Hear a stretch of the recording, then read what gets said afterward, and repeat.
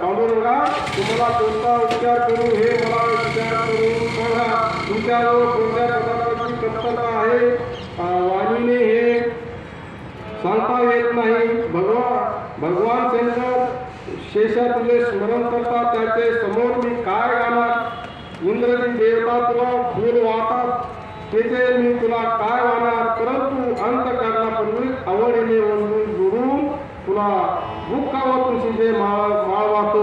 आपली सेवा करताना काही कमी जास्त झाला तर सांगा, त्यामुळे मला